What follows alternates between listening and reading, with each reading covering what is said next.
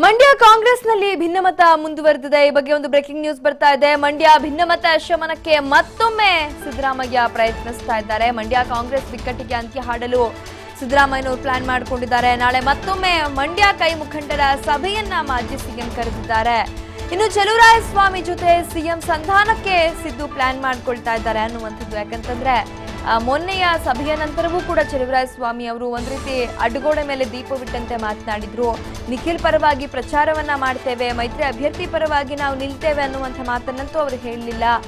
ನಮ್ಮ ನಾಯಕರು ಮಾತಾಡಿದ್ದಾರೆ ಅನ್ನುವಂಥದ್ದನ್ನ ಅಷ್ಟೇ ಹೇಳ್ತಾ ಇದ್ರು. ಅಂದ್ರೆ ನಿಖಿಲ್ ಪರವಾಗಿ ನಾನು ಪ್ರಚಾರಕ್ಕೆ ಹೋಗೋದಿಲ್ಲ, ಜಾತ್ಯತೀತ ಜನತಾದಳದ ಪ್ರಮುಖರೇ ಹೇಳಿದ್ದಾರಲ್ಲ ನಾವು ಯಾರನ್ನೂ ಕರೆಯೋದಿಲ್ಲ ಅನ್ನುವಂಥ ರೀತಿಯಲ್ಲಿ ಪರೋಕ್ಷವಾಗಿ ತಮ್ಮ ಅಸಮಾಧಾನವನ್ನು ಅವರು ವ್ಯಕ್ತಪಡಿಸ್ತಾ ಇದ್ರು. ಹಾಗಾಗಿ ಮಂಡ್ಯ ಭಿನ್ನಮತ ಶಮನವಾಗಬೇಕು ಅಂತಂದ್ರೆ ಚಲುವರಾಯಸ್ವಾಮಿ ಅವರೊಂದಿಗೆ ರಾಜಿ ಮಾಡಿಕೊಳ್ಳೋದು ಒಂದೇ ಇರುವಂತಹ ದಾರಿ ಅನ್ನುವಂಥದ್ದು ಬಹುಶಃ ಸಿದ್ದರಾಮಯ್ಯನವರ ಪ್ಲಾನ್ ಆಗಿರಬಹುದು. ಹಾಗಾಗಿ ಸಿಎಂ ಜೊತೆ ಚಲುವರಾಯಸ್ವಾಮಿ ಅವರನ್ನ ಸಂಧಾನ ಮಾಡಿಸಲಿಕ್ಕೆ ಸಿದ್ದರಾಮಯ್ಯನವರು ಪ್ಲಾನ್ ಮಾಡ್ಕೊಳ್ತಾ ಇದ್ದಾರೆ. ನಾಳೆಯ ಸಭೆಗೆ ಸಿಎಂ ಕುಮಾರಸ್ವಾಮಿಗೂ ಕೂಡ ಸಿದ್ದರಾಮಯ್ಯ ಆಹ್ವಾನವನ್ನ ನೀಡಿದ್ದಾರೆ. 2 ದಿನಗಳ ಹಿಂದೆ ಕಾವೇರಿಯಲ್ಲಿ ಸಿದ್ದರಾಮಯ್ಯ ಸಭೆ ನಡೆಸಿದ್ರು. ಸಭೆಯ ಬಳಿಕವೂ ಮಂಡ್ಯ ಕಾಂಗ್ರೆಸ್ನಲ್ಲಿ ಭಿನ್ನಮತ ನಿಂತಿಲ್ಲ. ಹೀಗಾಗಿ ನಾಳೆ ಮತ್ತೊಮ್ಮೆ ಸಭೆಯನ್ನ ಸಮನ್ವಯ ಸಮಿತಿ ಅಧ್ಯಕ್ಷರು ಕರೆದಿದ್ದಾರೆ. ಪುತ್ರನ ಗೆಲುವಿಗಾಗಿ ಹಳೆಯ ವೈರಿಗಳ ಜೊತೆ ಮತ್ತೆ ಸೇರ್ತಾರಾ HDK ಅನ್ನುವಂಥದ್ದನ್ನ ನೋಡ್ಬೇಕಾಗತ್ತೆ. ತೀವ್ರ ಕುತೂಹಲವನ್ನಂತೂ ಸದ್ಯಕ್ಕೆ ನಾಳೆಯ ಸಭೆ ಮೂಡಿಸಿದೆ. ಯಾಕಂತಂದ್ರೆ ರಾಜಕಾರಣದಲ್ಲಿ ಯಾರೂ ಶತ್ರುಗಳಲ್ಲ, ಯಾರೂ ಮಿತ್ರರಲ್ಲ ಅನ್ನುವಂಥ ಮಾತು ಬಹಳ ಪ್ರಚಲಿತವಾಗಿರುತ್ತೆ. ಯಾಕಂದ್ರೆ ಅದು ಸತ್ಯ ಕೂಡ ಹೌದು.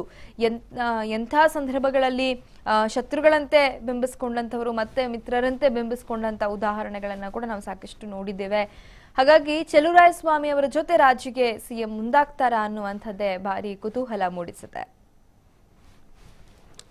ಈ ಬಗ್ಗೆ ಮತ್ತಷ್ಟು ಮಾಹಿತಿಯನ್ನ ನೀಡ್ತಾರೆ ನಮ್ಮ ಪ್ರತಿನಿಧಿ ಶಿವು. ಚಲುವರಾಯಸ್ವಾಮಿ ಅವರು ಪರೋಕ್ಷವಾಗಿ ತಮ್ಮ ಅಸಮಾಧಾನವನ್ನ ಹೊರ ಹಾಕ್ತಾನೆ ಇದ್ದಾರೆ.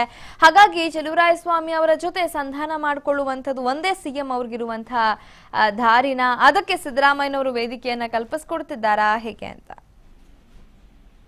ಖಂಡಿತವಾಗ್ಲೂ ಲಿಖಿತ, ಈಗ ಅನಿವಾರ್ಯವಾಗಿ ಚಲುವರಾಯಸ್ವಾಮಿ, ರಮೇಶ್ ಬಂಡಿ ಸಿದ್ದೇಗೌಡ ಜೊತೆಗೆ ಮಾಜಿ ಶಾಸಕ ನರೇಂದ್ರ ಸ್ವಾಮಿ ಅವರ ಜೊತೆ ಸಂಧಾನ ಮಾಡಿಕೊಳ್ಳುವಂತ ಒಂದು ಪರಿಸ್ಥಿತಿ ಈಗ ಸಿಎಂ ಅವ್ರಿಗೆ ಕೂಡ ಉದ್ಭವಿಸಿದೆ. ಯಾಕೆಂದ್ರೆ ಪುತ್ರನನ್ನ ಮಂಡ್ಯದಲ್ಲಿ ಗೆಲ್ಲಿಸ್ಕೊಳ್ಳೇಬೇಕು ಅನ್ನುವಂತಹ ಹಠಕ್ಕೆ ಬಿದ್ದಿರುವಂತಹ ಸಿಎಂ ಅವರು ಈಗ ಎಲ್ಲವನ್ನು ಕೂಡ ಬದಿಗೊತ್ತಿ, ಅಂದ್ರೆ ಹಿಂದಿದ್ದಂತಹ ಅಸಮಾಧಾನವನ್ನ ಬದಿಗೊತ್ತಿ ಈಗ ಭಿನ್ನರ ಜೊತೆ ಸಂಧಾನವನ್ನ ಮಾಡ್ಕೊಳ್ಬೇಕಾಗತ್ತೆ.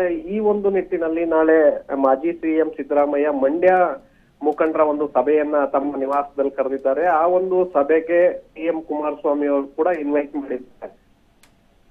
ತಮ್ಮ ಸಮ್ಮುಖದಲ್ಲಿಯೇ ಭಿನ್ನರನ್ನ ಬಂಡಾಯ ಏನ್ ಎದ್ದಿದ್ದಾರೆ ಈಗ ನಿಖಿಲ್ ಕುಮಾರಸ್ವಾಮಿ ಅವರ ವಿರುದ್ಧವಾಗಿ ಸಾಕಷ್ಟು ಮಾಡಿದ್ರು, ಅವರನ್ನ ಸಮಾಧಾನ ಪಡಿಸುವಂತ ಒಂದು ಕೆಲಸವನ್ನು ಕೂಡ ಮಾಡಿದ್ರು. ಆದ್ರೂ ಕೂಡ ಸಭೆಗಳು ವಿಫಲವಾಗ್ತಾನೆ ಬಂದ್ವು.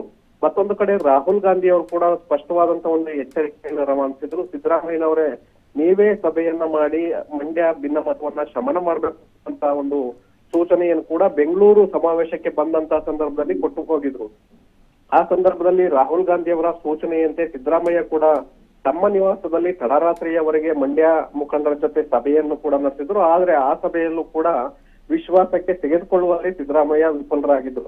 ಹೀಗಾಗಿ ಈಗ ಉಳಿದಿರುವಂತದ್ದು ಏಕೈಕ ದಾರಿ ಸಿಎಂ ಕುಮಾರಸ್ವಾಮಿ ಅವರ ಜೊತೆನೆ ಮಂಡ್ಯ ಮುಖಂಡರ ಸಭೆಯನ್ನ ನಡೆಸುವಂತದ್ದು. ಆ ಒಂದು ಸಭೆಯಲ್ಲಿ ಕುಮಾರಸ್ವಾಮಿ ಅವರು ಒಂದು ಮನವೊಲಿಸುವಂತ ಒಂದು ಪ್ರಯತ್ನವನ್ನ ಮಧ್ಯದಲ್ಲಿ ಮಾಜಿ ಸಿಎಂ ಸಿದ್ದರಾಮಯ್ಯ ಅವರು ಮಾಡ್ಬೇಕಾಗತ್ತೆ. ಹೀಗಾಗಿ ನಾಳೆ ಅವರು ಸಭೆಯನ್ನು ಕರೆದಿದ್ದಾರೆ.